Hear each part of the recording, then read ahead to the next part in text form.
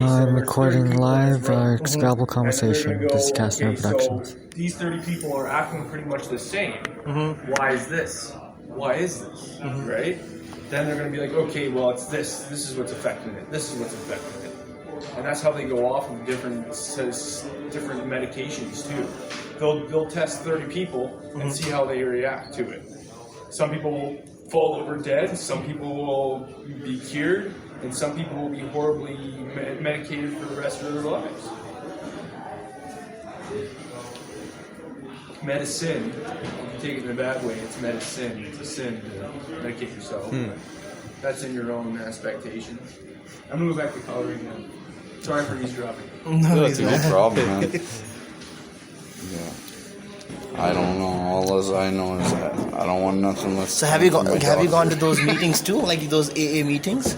Did I? Yeah. Yeah, I did. I've been going to them for 20 years. 20 years. But I went back to alcohol and drugs, and then to a casino for my first time after 6 years, 2 months, and 21 days without anything, no medication, only vitamins, natural. Cigarettes, I still smoked. I vaped, and anyways, I stayed at no alcohol. No drugs, not for 6 years, 2 months and 21 days. And I went to AA, and I went, yeah. And I've been going, before that I'd be like, yeah. Well, I didn't go from the age of 14 to now. Yeah. I went the first meeting I was 14. Oh, yeah. I went pretty steady when I was 23, I think. Yeah. And for about a year, but I didn't stay clean the whole time, so it was kind of hard. Yeah, I had a ton of relapses in the beginning too, and I still relapsed. Kept losing their hope for me and getting discouraged because they kept trying to coach me and I just wasn't trying hard enough, I guess. But I wasn't doing it for me, I think that's the problem. A person has to do it for themselves when they sober up. When you went... I sobered up at the AA meetings in Alberta Hospital, and I haven't drank it since, at least not very much. I can sit there and have one beer and not drink it again, but I don't enjoy it, so I choose not to. Yep. So how long have you been clean now? Oh, I've only been clean 2 months. That's still a good time. But that's off meth. Okay. Off alcohol. I've been off alcohol for a few years, but I've had the odd beer here and there. Yeah. But it's not something you're addicted to. So. Well, it's a poison, Yeah. It'd be easy to get addicted to it again. But I don't smoke marijuana anymore, and that was probably the hardest one to kick. Marijuana? Yeah. See, why is it that people tell me I smoked it all the marijuana is time not when I was a addictive? kid. Yeah. And it was, and that was where the majority of my mood swings came from. I'd be delusional, and I'd often throw temper tantrums. I don't know why, but I think it was because of the marijuana. I wouldn't get my way, and I just wouldn't see things clearly. Something about my brain wasn't working. Yeah. Marijuana, yeah. Surprised you said it, because a lot of my friends smoke marijuana, but they always have justifications. They're like, it's just marijuana. It's not I like addictive. smoking marijuana, but I can't smoke it anymore. Usually I've heard the same thing.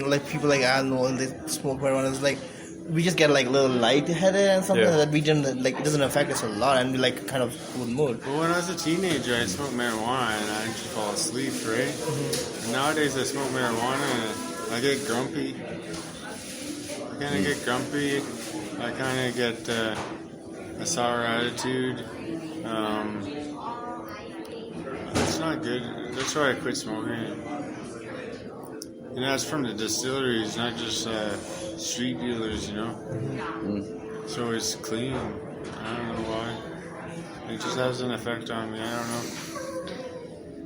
they're saying the same thing for the vapes too. Like the vapes are not good. For the No, vapes are worse than cigarettes. Yeah. You get popcorn lung. It's a type of cancer. Yeah. Because your lungs are like sponges, and it coats the inside with the oils and stuff, and then you get emphysema really easily. How did it feel like going 6 years clean? Like Yeah, after like a year yeah. or so, right?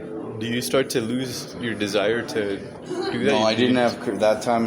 From the first day, I didn't get a craving for 6 years, and for 6 years and 2 months, the last like 21 days, I started getting cravings for drugs again. But I was getting depressed. A lot of it was circumstantial stuff, like losing taking a hard hit, having difficult marriage, having two children at home that are my boys are only 11 months apart. Like all those things would be like extremely stressful in every aspect for anybody.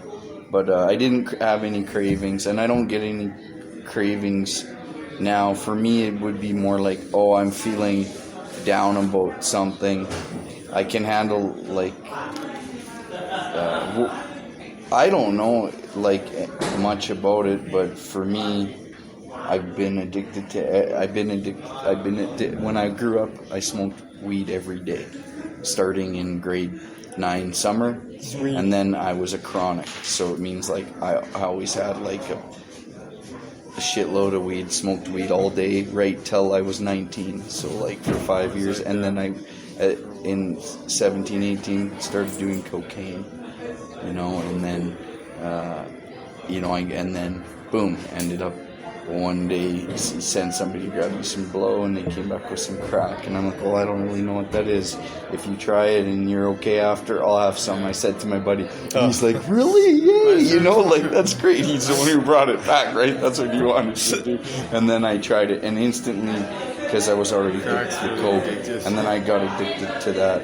And then I'm 39. In my mid-20s, I went through opiate addiction. I had an older mentor or whatever in my life, but he had a pain management problem, and he got addicted to OxyContin and all of the opiates that are from doctors. And he gave me some one day. He's like, this is recovery or whatever. I remember him, I'm not trying to put him down, but he's like, and he gave me some weed, and he gave me a morphine pill, which would have been an old way and I tried it, and then I ended up going through. That was the hardest one. I'm 39, and I kicked that in my mid-20s. The opioid addiction, that was the hardest one to quit.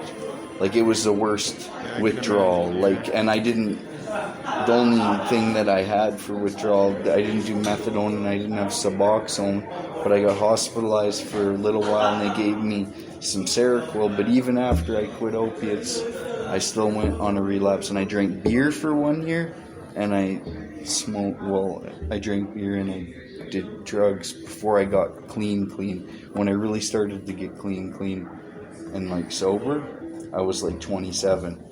Before then, I was like always relapsing. When I was about 27, I got my first like year and a half without taking anything, and then I screwed up for like 2 weeks, and then I got like another couple years, and I met my wife. And when I met my wife, and I did AA all that time and all those programs. You want to know what? When I met my wife, she is normal, can have a drink or whatever, what have you, like, so she's okay, let's just say. And what I told myself, and I was insecure too, because I was like, well, what if, in the beginning, when I'm like, I could have a glass of wine with her and get a bag of weed because I want to be cool, but instantly it set off it caused me addiction again. Not her, but me. It's you. Can I ask you something? And then I bet your wife is absolutely gorgeous. yeah, she's very beautiful. She's super pretty. Yeah. I think she is anyways. Yeah. She's very pretty, but not, she's just like, thanks. And, and then she was like, and then she seen me, how I am, with like alcohol and drugs, and she's like, oh my God, like, what the hell is this guy like? Like, what has she got herself into? What has she got, like, this guy responds like this. Oh no, and they're Spanish, right? They're like Colombian. Oh my God, no, he just took off with my jacket on. He's going downtown. He's walking around he's spending all the money, everything. He just won't stop. Oh my God, oh no, I can't show my face, or whatever, right? But after that episode, that was in 2008. In 2009, something happened, and it was more or less a lot of things fell into place for me. She still stayed beside my side, so that was a big advantage. My family still had my back, and I went to church. And in the beginning, I went for the first 4 or 5 months of the 6 years or whatever, I went to church, and then I got a call from someone in AA that knew me, and he said, "You know what happens to people that don't go to meetings, right?" And I hung up the phone because I wasn't going to meetings, but I wasn't drinking or using. And I'm he's saying if I don't go to meetings, I'm toast. Yeah. So I was begrudgingly. Do you know what begrudgingly means? I go back and I'll do whatever you tell me, because he phoned me back and I went. But so I did all those things, but in the end, I think I had, the problems weren't all they were always about how I was coping with life that led me back. If I was getting angry or blameful or not, having a proper, life's not fair, or get angry, or people would find me intimidating, and whatever, it's chemically, I'm getting help here with some medication, which is good, and my mental health, and I'm getting support again, it's good. But the bottom line is I wouldn't want to do anything that's not coming from my doctor. I know I can't take alcohol. I know I can't do anything that's not What time is it? 7:39, 7:35. And being alcohol And that's our podcast live. the best Thank years you. of my life.